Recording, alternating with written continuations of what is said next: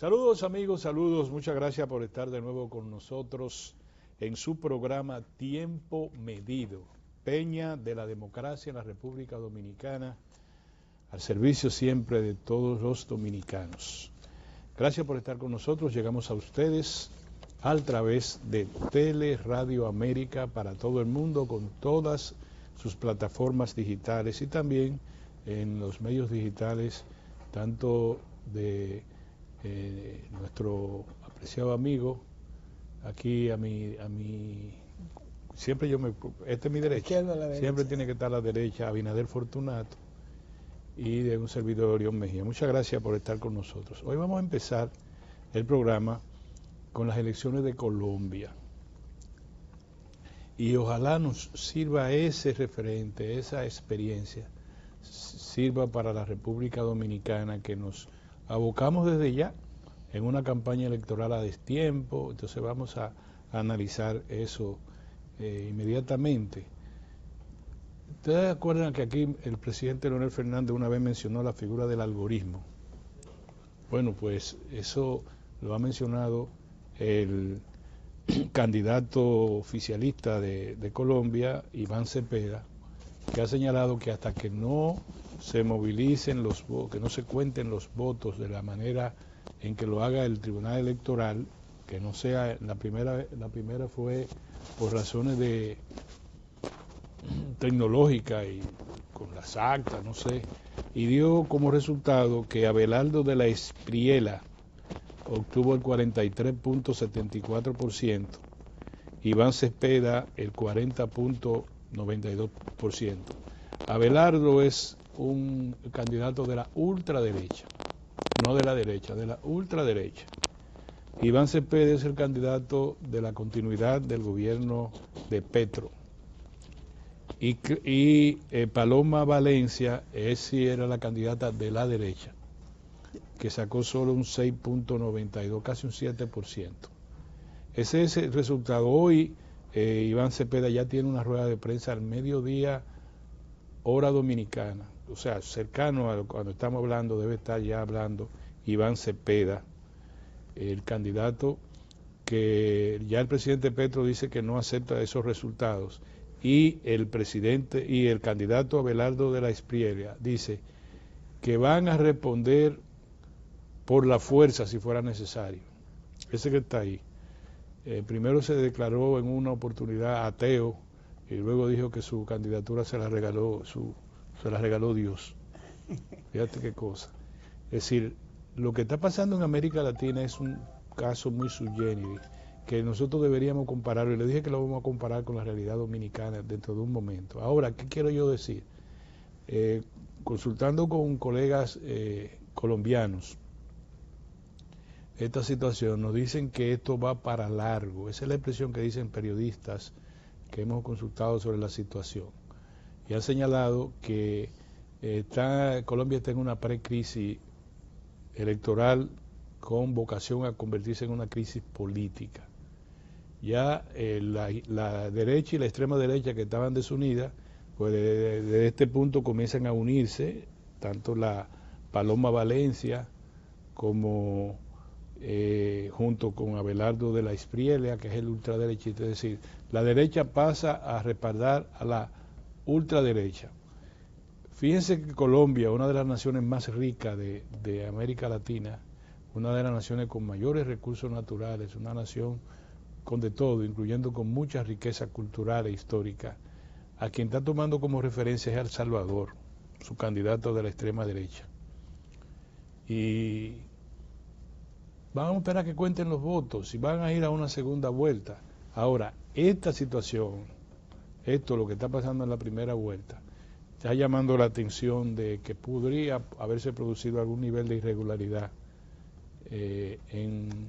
especialmente en el ámbito tecnológico, en las elecciones de Colombia.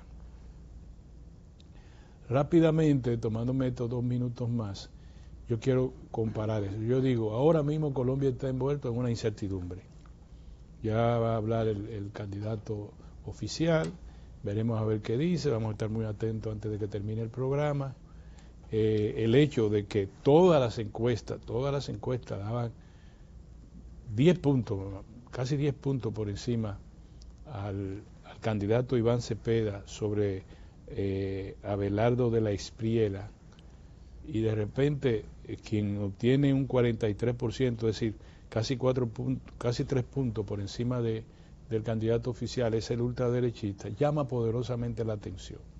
Llama la atención incluso, si ustedes buscan, el candidato Cepeda obtuvo mayoría de votos en las principales, en la capital, en Bogotá, y en los principales departamentos en Colombia.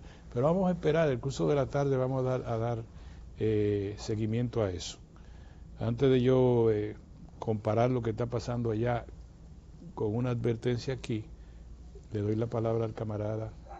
Adelante. Gracias, Orión. Realmente la situación es muy incierta desde ese punto de vista, y sobre todo, Orión, hay que ver los discursos que se pudieron conocer anoche, tanto de Espriella como de Cepeda. Decía el senador del Pacto Histórico, el grupo más liberal, más democrático, y que es el candidato que representa el oficialista, el presidente Gustavo Petro.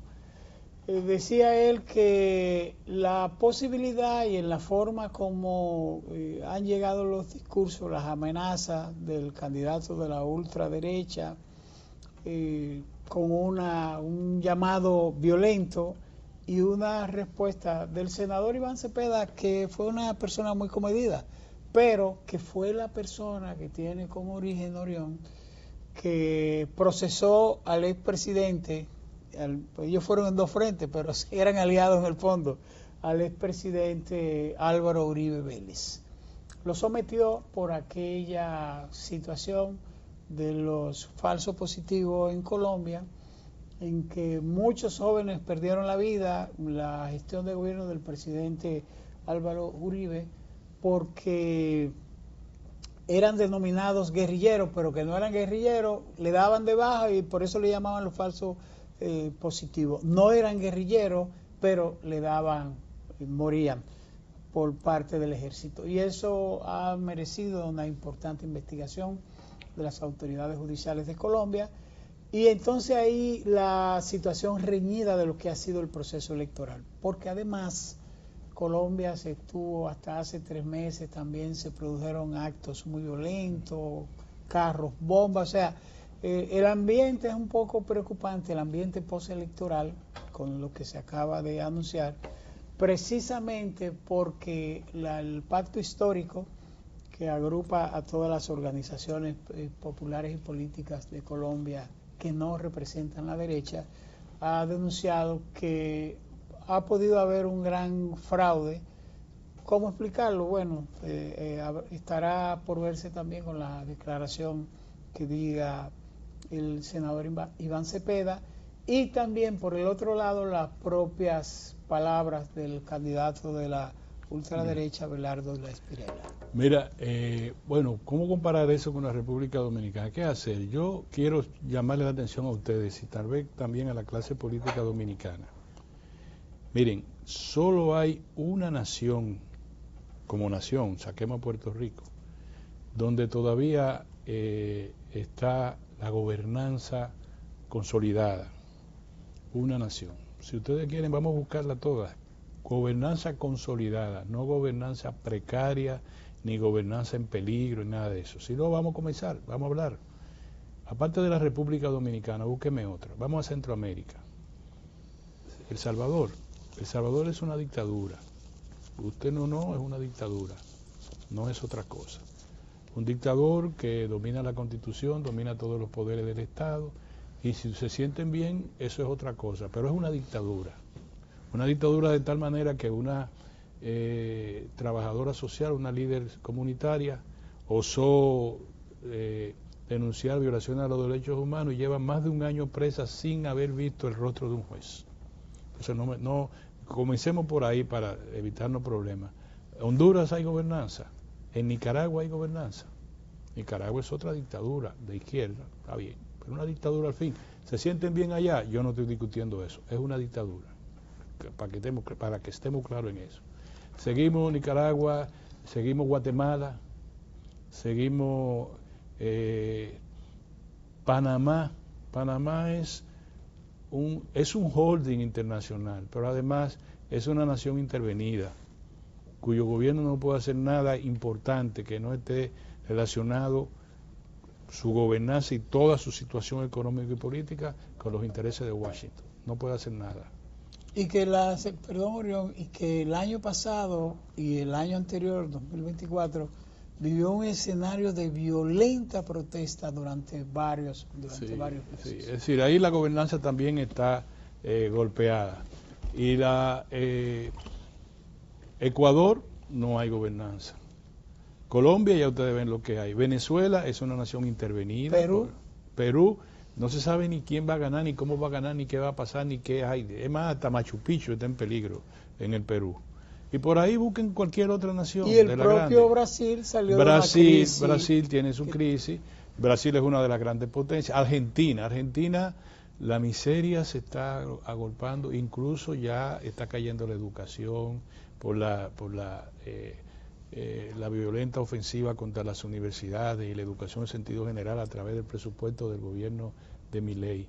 Además, su economía en el suelo, con todo y que el presidente Trump ha querido ayudar a su colega, ¿verdad? A su colega. A su hijo.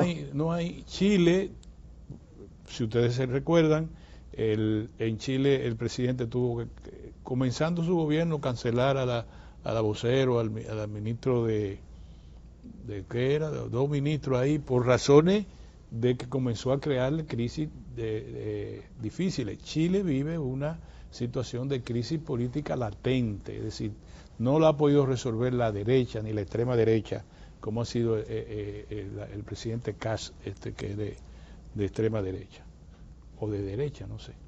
Bueno, si usted busca como la República Dominicana, si usted me encuentra otro país que diga, tenemos gobernanza, tenemos estabilidad macroeconómica, oigan bien la expresión macroeconómica, es lo mismo que cuando uno habla de estabilidad de la inflación. La inflación, ya yo le he explicado cómo es que eso se obtiene. La inflación suya no es la inflación del país general.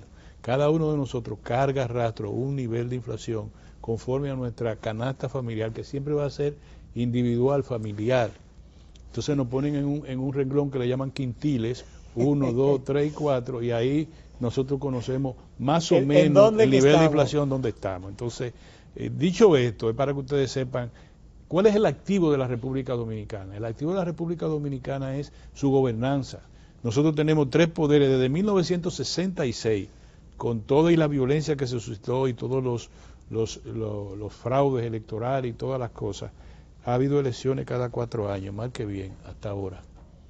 Y hubo una vez que las elecciones se dañaron por un problema técnico, la suspendemos, la tomamos otra vez, y no se armó una revolución y se acabó el mundo. Y todo el mundo estaba en la zona colonial bebiendo vino. Y volvió otra vez otras elecciones. Cuando yo voy a votar, no, que ya suspendieron. ¿Y cómo? No pasó nada. Es decir, es para que ustedes sepan, aquí hubo un fraude electoral gigantesco en el 1994, que previamente lo hubo en el 90 y no pasó nada. En el 94 sí se pudo producir una situación contra la gobernanza, pero hubo un pacto por la democracia que ayudó a consolidar la democracia dominicana que hoy conocemos, con todos sus defectos. Ok, yo digo esto para decir lo siguiente: de repente aquí hay grupos económicos, escúchenme, listen to me, grupos económicos que están jugando todo su poder mediático, es decir, todo el escenario mediático es un gran casino. Entonces los intereses económicos, algunos espurios, te dicen, vamos a apostar en esta cosa, y te hacen así, meten toda su ficha. Y hoy tú encuentras que hasta la Junta Central Electoral acaban de retarla. Tú dices, ¿cómo la retaron? Bueno, uno de los periódicos que representa un sector importante de la economía dominicana dijo, nosotros tenemos una, ¿cómo le llaman? Una encuesta. que la produjo otro grupo emergente, pequeño, pero con muchas ambiciones de ser grande, un grupo mediático pequeño. Y dice, ese grupo mediático, la encuesta dice esto, lo otro, que fulano va adelante, que esa encuesta. O sea, el grupo no hace la que puso una primera. No hace la de él, sino que coge la del vecino. Entonces, cuando le pregunten, pero ven acá, tú estás violando la ley, nosotros dijimos que no van a... Entonces le va a decir... No, nosotros no somos. No, primero no somos nosotros, y segundo, nosotros lo que estamos haciendo es reseña de una encuesta que fue publicada por otro grupo que también se cree con suficiente poder ya como para reptar al órgano rector de las elecciones del 2028. Entonces tú dices, bueno, pues ese camino es peligroso, pero eso no es solo. Te voy a poner esto. El candidato Gonzalo Castillo, que ya es el precandidato, dice esta semana, mucho antes de que todo le vaya bien, dijo, gracias agradezco al presidente Donald Trump que me haya repuesto mis 10 años de visa. Así fue. Sí. Palabras más, palabras menos. Y a la embajada y a la embajadora, etcétera. Bien. 24 horas después la embajadora dice, no se puede utilizar, aquí se utilizaba los visados como retaliación política o como elemento fundamental de la lucha política. Y nosotros en Estados Unidos creemos en la democracia, Pero dijo lo otro más fuerte. ¿Qué dijo? Que realmente Donald Trump, esas son las letras pequeñas del comunicado de la embajada. Fue perseguido igual, que que participó en las elecciones y que ganó las elecciones. Dijo la historia. Entonces viene, quienes conocemos a Gonzalo Castillo, tú y yo nos alegramos en conocerlo muy a fondo.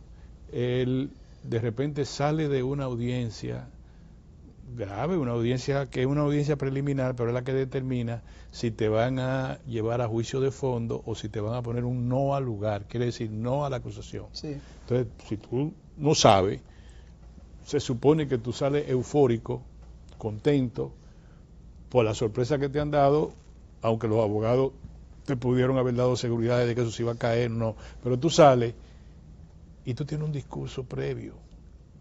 Político, ya no, y conociendo nosotros a Gonzalo, el penco, apreciado amigo, sabemos que ese discurso fue preparado. Incluso él llegó a parar a la multitud, un momentito, como quien dice, se me va a ir, un momento, y dice Gonzalo Castillo, primero doy gracias a Dios, yo voy a hacer una rueda de prensa a todo el país, pero primero doy gracias a Dios, porque y le digo a ustedes que es con todo que vamos, y yo voy a ser presidente de la República para darle comida a los pobres, que sé yo qué, y yo cuánto. Hoy en un tribunal. O sea, tú no sabías lo que iba a pasar, ¿verdad? ¿A quién metieron en el pozo? Al que está al lado de él. A Donald. A Donald Guerrero, es ministro de Finanzas. Y a todos los chiquitos que están ahí con él, se fueron todos para juicio de fondo. Y Mimilo, bien, gracias. Y los otros grandes no se fueron para juicio de fondo. Yo creo, y te lo digo con toda honestidad, que ese expediente estaba mostrenco. Ese expediente fue muy precipitado, yo no sé. Ese expediente, y la juez tuvo mucha razón en decir, oye, como dijo la juez, no hay suficiente indicio, ustedes han presentado, como para llevar a un juicio de fondo a Gonzalo Castillo y a nuestro amigo José Ramón Peralta. Yo creo que, verdad, no sé por qué tuvo suficiente nivel como para poder llevar a Donald Guerrero a juicio de fondo y compartir. Que era el máximo era de el ministro, pero los otros, ¿a quién era el beneficiario? El beneficiario era el penco, porque era la calamar, era un entramado supuestamente para sacar dinero para la campaña de Gonzalo Castillo. ¿Así era? Sí. Entonces el beneficiario de eso, no, usted no tiene nada que ver con eso, se fue. Nuestro amigo, el ex ministro de la presidencia, acuérdame el nombre, José Ramón Peralta. José Ramón Peralta, a quien yo gran amigo. Lo felicité, porque yo pienso que no estaba metido en eso, la verdad que no. Y bien. Pero porque además había muchos ministerios metidos en eso. No, además ahí está varias personas que fueron llevados a una situación difícil. Entonces tú dices, ¿qué es lo que se está creando? Te voy a poner esto porque tú dices que yo soy muy te gusta la forma en que yo veo las cosas. Te voy a decir una cosa, el gobierno está pasando por un camino difícil con ese expediente, porque va a dividir al gobierno entre lo que van a respaldar a Danilo Medina, la figura de Danilo Medina, y lo que van a respaldar a Leonel Fernández. El gobierno de repente se está dividiendo en dos, porque si una parte del gobierno, y tú eres muy inteligente, y tú sabes cuál es la parte del gobierno que tiene sus candidatos y o candidatas, candidatos y o candidatas, para que no venga como decir, es fulano de tal, yo no te estoy diciendo. Ese se va con Danilo por esa vía, en el entendido de que disminuyen la capacidad de Leonel. El mismo día publican una encuesta que disminuye o empata técnicamente a Leonel con Danilo. Vamos a poner a los líderes, sí, no vamos a poner a quienes sí sirven para un momento. ¿A quién beneficia la hora? Vamos a poner a Danilo. Entonces tú dices, y dicen, el gobierno está dividido, el gobierno está muy débil, pero la oposición está peor porque la oposición se dividió en dos y cada uno le da mitad y mitad, como quien dice, para que no peleen, mitad tú y mitad yo. Creen que eso ayuda en cierta medida a disminuir el candidato que estaba a la vanguardia de la oposición, que era Leonel Fernández, pero yo te digo, con la sapiencia de los años, que lo que está haciendo el gobierno sin darse cuenta es dividirse a sí mismo. Cuando tú estás en el gobierno en este lado y tú estás apoyando a fulano de tal o tú estás en esta cosa y te dicen, no vamos con el penco, vamos a apoyar al penco. Va a salir el grupo mediático que está muy proclive al gobierno con una encuesta y le va a decir, con el apoyo de un grupo grandísimo, que la situación es que la oposición está dividida en dos partes iguales, que el gobierno bajó a un 34% su preferencia y que toda esta semana se hicieron todos los arreglos del lugar para que el candidato de Washington sea ya definido desde ahora. Tú no te llevaste de mí cuando te dije no se vuela chichigua sin brisa, ¿te acuerdas? Sí. Y tú dices ahora, ¿qué hace el gobierno? El gobierno va a decir, para estar bien con Washington y con la embajadora de aquí, nosotros nos vamos con fulano de tal. Sí. ¿Y qué van a hacer los otros que no están con esa línea? ¿Con quién se van? Bueno, se van con el otro. Lo que hay que ver entonces, ¿cuál pesa más en la balanza? No, lo que pasa es que el gobierno no se puede debilitar en una crisis. Eso es, cuando yo te decía las elecciones de Colombia con lo de aquí, yo quería terminar diciéndote, no puede el gobierno debilitarse en términos, el gobierno no se puede involucrar en esa campaña electoral, porque hay una crisis mayor. Hoy, te pongo un ejemplo, ahora mismo, vamos a buscarte una nota ahora mismo, vamos a buscar El País. ¿Qué dice ahí? Irán suspende las negociaciones con Estados Unidos hasta que Israel detenga su ofensiva en el Líbano. ¿Qué significa eso para el petróleo? Que para arriba que va. Aumentamos el petróleo el viernes. Y anoche... aumentamos el petróleo, aumentamos la gasolina y el gasoil el viernes, ¿verdad? Sí. Entre 4, 2 pesos, qué sé yo cuánto. ¿Qué va a pasar el viernes? Cuando esto otra vez es semana a semana. Nosotros estamos viviendo de lo comido por lo servido. El gobierno, si pudiera hablar con el presidente Abinader, dijera, presidente, no deje que su gobierno lo involucren en la campaña electoral. Ni en el final de los procesos judiciales. No, campaña electoral es proceso judicial. Ese proceso judicial que yo lo vi, como te dije, carente de un sustento fuerte como para llevarlo hasta el fondo. Sin embargo, el término es raro, es extraño. Y te digo, los resultados yo no me opongo. Pero también extraño, bueno, no muy extraño, va quizá en su lógica, el comunicado de la embajada. Tamaña coincidencia también. Por eso es que tiene tanta lectura, Orión, porque si la embajada dice que compara el proceso, que las instituciones de Estados Unidos no se manipulan, no se comprometen con estos procesos que se parecen al de allá, y que en el proceso da la impresión que en ese proceso Gonzalo Castillo es como un sujeto víctima, como lo fue Donald Trump en su momento en Estados Unidos. ¿Por qué Gonzalo Castillo y no Donald Guerrero, que Donald Guerrero tiene inversiones? Primero es ciudadano norteamericano. Y segundo, el 90% de su inversión está en Estados Unidos, especialmente en Puerto Rico, donde tiene agencias de vehículos, otras inversiones grandes. ¿Por qué no defendieron a un ciudadano? Vamos a ponerlo así. El subsecretario de Comercio fue que estaba aquí viendo la AES impresionando la AES, las una empresa inversiones americana, ¿verdad? energéticas, sí. ¿Por qué no le prestan atención a un inversionista estadounidense, poniéndolo así desde el punto de vista económico? No estoy diciendo desde el punto de vista humano, de que él sea americano, no. A una gente que tiene una gran inversión en territorio económico de Estados Unidos, vamos a ponerlo así, y sí a una persona que lo que tiene inversiones, sí, pero lo que hace es que conecta sus aviones con el territorio de Estados Unidos. ¿Por qué? ¿Tú ves lo complicada que se pone la cosa? Muy complicada.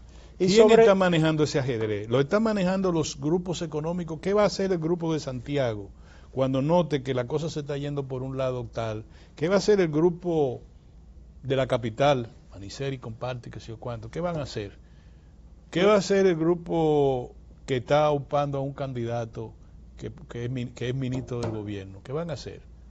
O sea, ¿qué va a hacer los contradictorios económicos del grupo que tiene un periódico y que representa eso, que está también en el este? Parecería, como tú dijiste al principio con Escarpelo, parecería, Orión, que también la embajada escoge su candidato o decide por su candidato. No, probablemente la embajada lo que le está diciendo que había un mal de fondo. Sí, y es verdad. Había un mal de fondo, pero se refleja también otras cosas, Sí, otra lectura. Pero ¿por qué no le restablecen el visado al funcionario presidente del Consejo Electoral Dominicano, que en un momento determinado fueron a su oficina con un matasello a ponerle cancelado a su pasaporte por razones de carácter geopolítico, porque él tenía una comprensión, una visión de la ley respecto a la migración y a la nacionalidad? Sí, que es por lo que hoy pelea Estados Unidos, por lo que hoy tiene su guerra. Todavía falta que se desmarañar, que se dice, sí. toda este entremaneje que hay. Sin embargo, a mí lo que me preocupa es la gobernanza. Bueno, yo creo que sí, porque nosotros debemos, como tú siempre lo has dicho y lo hemos subrayado aquí siempre, lo más importante para la República Dominicana es su gobernabilidad, o sea, es la seguridad de que aquí no cambie el escenario, de que aquí las cosas se manejen. ¿Tú sabes qué está pasando? Que a mí me parece grave, muy grave para la República Dominicana, que ya nosotros no tenemos partido de centro izquierda. Fuertes. Ni fuerte ni débil, porque todo el mundo quiere estar en la centro derecha y ojalá fuera en la ultraderecha, lo más cercano que esté del infierno, porque el infierno es el que gobierna la tierra. El infierno. Dime si yo estoy equivocado. No, pero ¿Tú vas a creer que un partido de la liberación dominicana, con una figura como la de Juan Bosch, puede estar dando un trapiego? También Fuerza del Pueblo, o Partido Revolucionario Dominicano, o el Partido Revolucionario Moderno, que decía moderno y se desprendió de lo que entendían eran el atraso y el sectarismo de un partido fundado, dinamizado por Peña Gómez, para decir, fundado por Juan Bosch, pero dinamizado por Peña Gómez, y de repente nosotros encontramos que todo el mundo quiere estar donde el capitán lo vea. O sea, bueno, ¿qué yo te puedo decir? Y de hecho, una situación como esa, Orión, ha puesto en la agenda y en la mesa el tema de la soberanía nacional también. Sí, que uno no lo quiera fondear así. Tiene razón, pero también pero tiene... agrega eso con la acumulación desorbitante de capital. Todo el mundo quiere seguir en la ubre del Estado, grupos solamente con el propósito no de salvar a nadie, no de que este país tenemos que reducir la pobreza, mentira.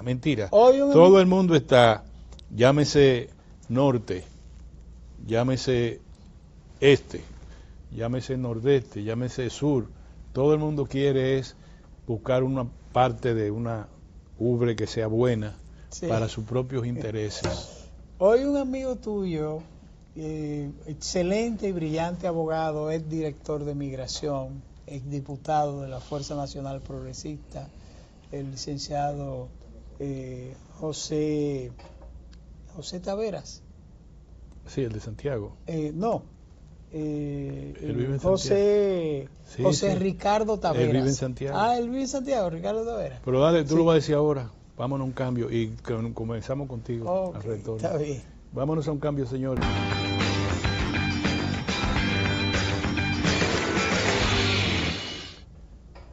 Muy bien, mis amigos, el ciudadano va a decirle algo ahora, pero yo solo con relación al comentario anterior que quiero decirle que todo comenzó con una censura nuestra, una censura muy clara, es el irrespeto a una decisión de la Junta Central Electoral.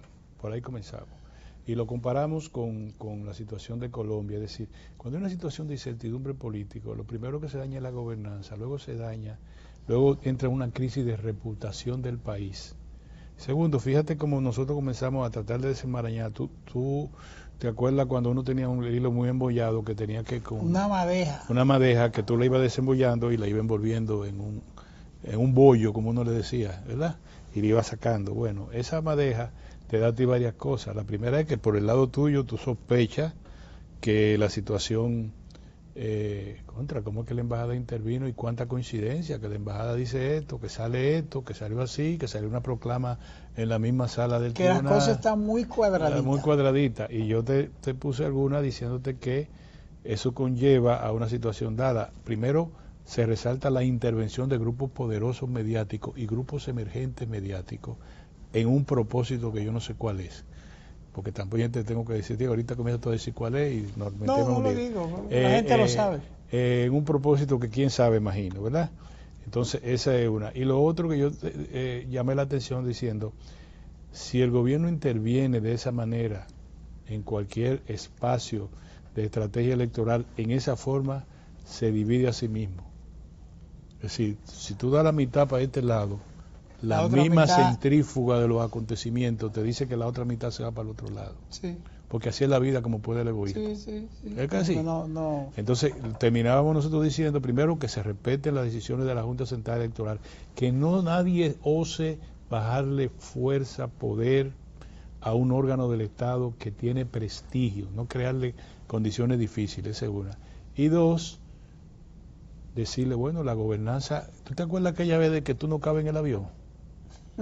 La gobernanza es así, lo que quepan en el avión está bien, pero hay gente que no cabe en el avión, para que sepa. Adelante, camarada. Lo que decía de el licenciado José Ricardo Taveras, fue el director de Apreciado migración. Amigo, un camarada amigo. Sí, y un excelente y brillante abogado de la República. Del partido de Vincho Castillo. Sí, del partido de el la más Fuerza joven, Nacional Progresista. El más joven. Pero es una persona muy preclara. ¿Qué le pasó? Él hacía un ejercicio de eso mismo que tú estás diciendo, Orión. Él decía que la Junta es el organismo titular. Él lo hacía respecto al tema de las encuestas y también a los temas de la embajada, el acuerdo de migración y todo eso.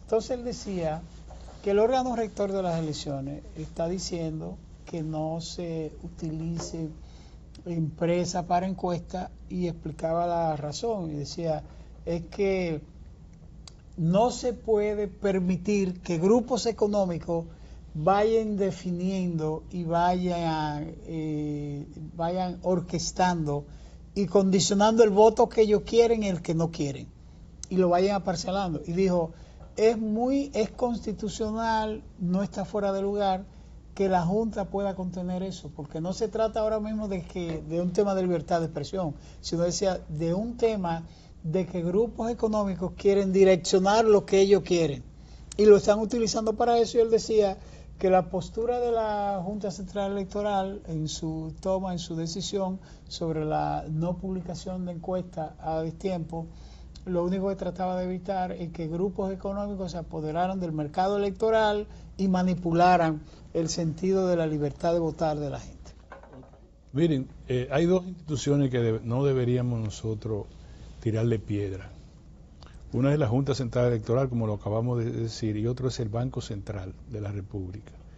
La política monetaria del país pasó en Estados Unidos, ¿verdad? En Estados Unidos, desde el gobierno, el presidente Donald Trump comenzó a bombardear a la Reserva Federal, que es el Banco Central, y a los miembros de esa institución, y llegó, destutanó al presidente, ¿cómo se llama? Powell. Jeremy Powell. Sí, Jerome, para decirlo en español, Sí. Powell, Jerome Powell, ok.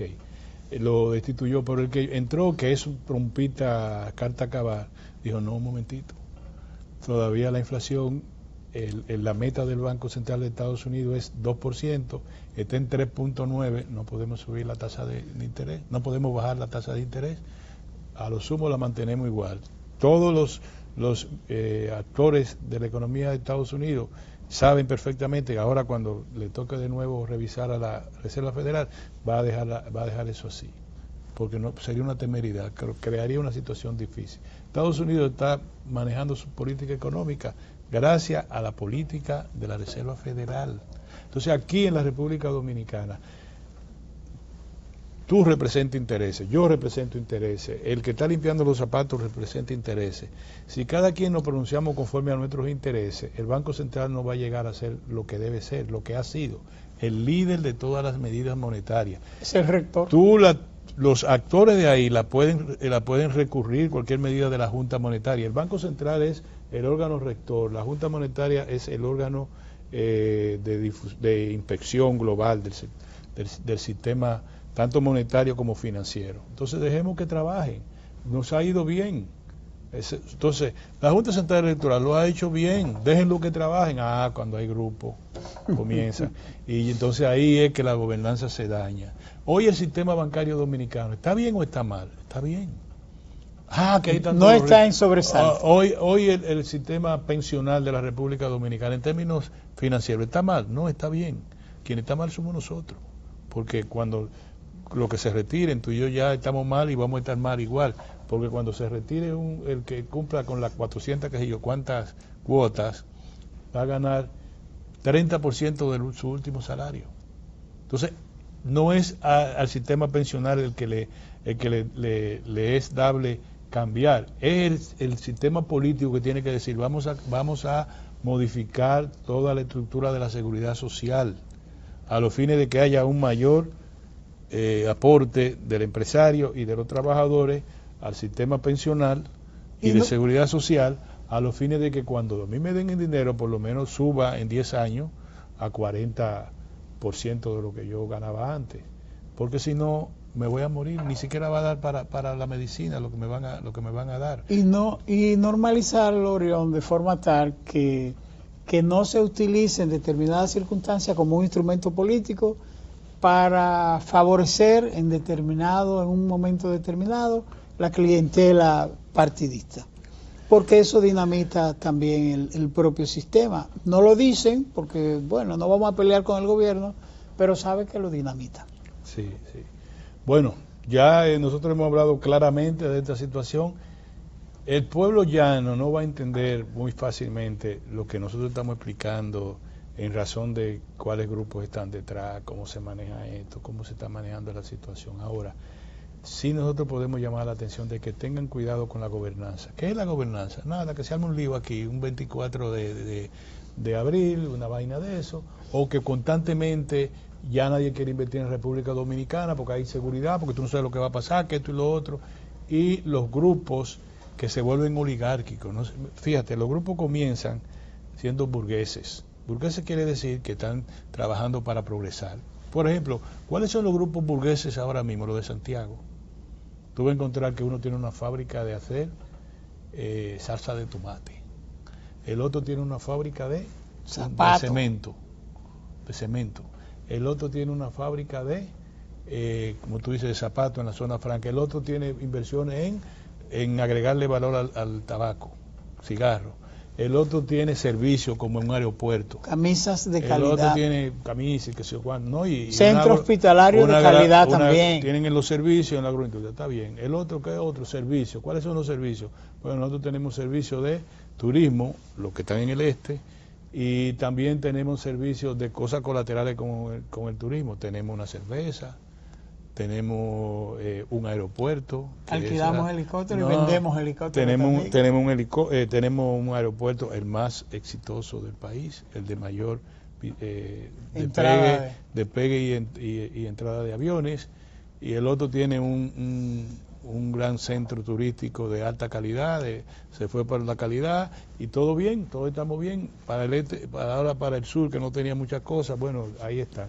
Pero cuando se vuelven oligarcas, quiere decir, nosotros somos los dueños de este país. Nos metemos para acá, para allá. No, no, no es la gana, y nosotros cambiamos y quitamos presidente. Siempre, y eso lo decía Juan Bosch, los burgueses no pueden ser ellos mismos los presidentes. No.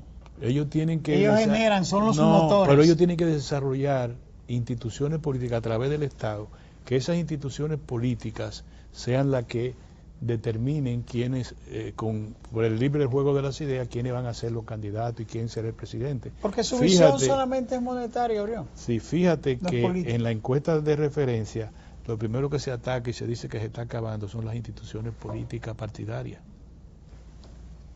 Bueno, si ojo así, con eso. Si es así, ¿para dónde vamos? Se cumplió, ¿cuánto? 65 años del ajusticiamiento de Trujillo. Y yo escribí en mi columna, nunca más. No puede ser que volvamos a eso. Entonces, el oligarca generalmente quiere controlar todo. El juego completo. Es dueño del equipo de catcher, es dueño del macotín de primera, quiere también ser dueño del bate, de la pelota y de quien lanza y recibe la pelota. Y después de cada una de las posiciones él quiere decidirla. Pues no puede ser. Eso no es democracia. Por eso, Orión, el cuidado de que tú no puedas tener un candidato empresario. Porque la lógica del empresario es mirar con el criterio del dinero, con el criterio empresarial, la participación política. Sí, lo que... y sus intereses ahí. El político con todo y sus temas de ético, de transparencia y de cosas, tiene una visión distinta. Fíjate que ambas, quizá, como estamos en estos tiempos, pueden coexistir, pero tiene que prevalecer el candidato político. Antonio Guzmán. Antonio Guzmán era un hacendado de primera línea, pero Antonio Guzmán se fue a la Revolución de Abril y era el ministro de Finanzas del gobierno en armas. Entonces tú dices, bueno, pero ven acá, ¿qué era él? Estaba defendiendo que su tierra, la tierra estaba ahí mismo, se quedaron ahí con la vaca y todas las cosas, Entonces él estaba, era un político. Defendiendo la estabilidad política. Fue presidente de la República y fue señalado también por el profesor Juan Bosch para que fuera parte de la solución de la revolución, de la paz, y no lo aceptaron los americanos en ese momento. ¿Por qué? Porque era político. Es decir, sí, ya los tiempos están, no es por decir, ahora, cuando el empresario es empresario solo, es difícil. Ahora, aquí hay políticos que han decidido y también tienen sus negocios. Ahora, si no pueden aprovecharse del Estado, tienen que tener, la política es un ejercicio ético. Óyeme, aquí hay candidatos. Bueno, no vamos a hablar de eso, porque sí es verdad que nos van a cerrar todo. Pero la verdad es que no puede ser. Y cada vez que nosotros, que nos van entrando, mira las canas, ¿verdad? Nos van llevando las canas y tú dices, pero así no. Porque una cosa es, Orión, el apoyo. Y tú te recuerdas también lo que decía don Juan, lo decía también Peña Gómez. Sectores empresariales, sectores bancarios, sectores financieros, o le prestaban o ayudaban a las campañas de los líderes políticos y ponían una especie de muro. Ustedes dirigen la política y nosotros dirigimos, ustedes nos garantizan a nosotros la producción de la riqueza del país para estabilizar su economía y todas sus cosas. Sí, sí. Y ese era el juego, es el equilibrio. Fíjate que el gran problema de Estados Unidos es porque un empresario está como presidente de Estados Unidos ahora. O sea, un empresario más que político, o un político que está al servicio de sus intereses empresariales. ¿Es verdad eso? Se necesita educación política, se necesita desarrollo político. Es un problema tan grave que ojalá que tú y yo nos mantengamos vivos y veamos un nuevo estadio democrático en la República Dominicana. Pero mientras nosotros estemos entre lo comido por lo servido, para que nosotros podamos estar bien o mal, tenemos que darle seguimiento al fundillo de determinado liderazgo que se maneja con esos, o sea, cuando tú y yo ejercíamos la política, cuando estábamos en política, nosotros estábamos con fulano de tal o con pereceo de tal por los principios políticos. Si accesoriamente se llegaba al poder y tú tenías un empleo, pues bien, bienvenido sea, pero generalmente tú estabas con fulano de tal o en un partido X porque tú entendías que eso satisfacía los principios de ese partido, tus propios principios. Ahora no. Ahora es quién me da mi maíz, quién es el que me da el mangú, cómo es la cosa. Entonces tú dices, bueno, aquí estamos muy mal y eso ha hecho que aquí había gente, la comisión del PRD, hubo una que no me acuerdo cuál fue, el PRD iba a unas elecciones, dijo uno de los grandes empresarios que era miembro de la comisión política del PRD, si usted acepta eso, doctor, yo me doy un tiro ahora mismo. Usted está hablando de un empresario, ahí se le olvidó todo su cuarto y toda su cosa. Ese era Fernández Mármol. Sí, José Fernández Mármol. Si vamos a las elecciones, yo me doy un tiro. Entonces estamos hablando de un empresario, porque eran principios. Por eso tuve, Orión, también, que en medio de toda esta bruma, o sea, de toda esta situación complicada, hay muchos sectores en la parte política, e incluso los sociólogos, politólogos, plantean que hay un asedio al ejercicio político en la República Dominicana con el tema del descrédito para la justificación de lo otro. Con el tema del descrédito para la justificación de lo otro. Mira, y ojalá eso pueda entenderse, que los partidos siguen siendo, a pesar de su debilidad en muchas cosas, siguen siendo la columna vertebral de un país estable. Claro, es que sin los partidos políticos no puede haber democracia política al estilo burgués, es decir, este tipo de cosas. Los partidos, las sociedades muy contadas en el mundo comunista tienen un solo partido. China tiene un solo partido, Cuba tiene un solo partido, Vietnam tiene un solo partido. Porque son regímenes que son así, es lo mismo que en la y Estados Unidos tiene dos, republicanos y demócratas. Y no hay todo el que quiera, hay partidos de todo en Estados Unidos. Hay de todo, pero, hay un partido, pero la supremacía sí, la comparten dos. Yo me acuerdo que hay un partido de los trabajadores en Puerto Rico que es troquista, en Estados Unidos. Sí. Y hay partidos de todo, y partido verde en Europa, partido de la que cuidan con mucha fuerza en Europa, los verdes. Entonces, así es, ¿qué te digo? Pero nosotros en la República Dominicana, la gobernanza deberíamos mantenerla, señores. Para tu próxima participación aquí, te dejo el tema de Cuba.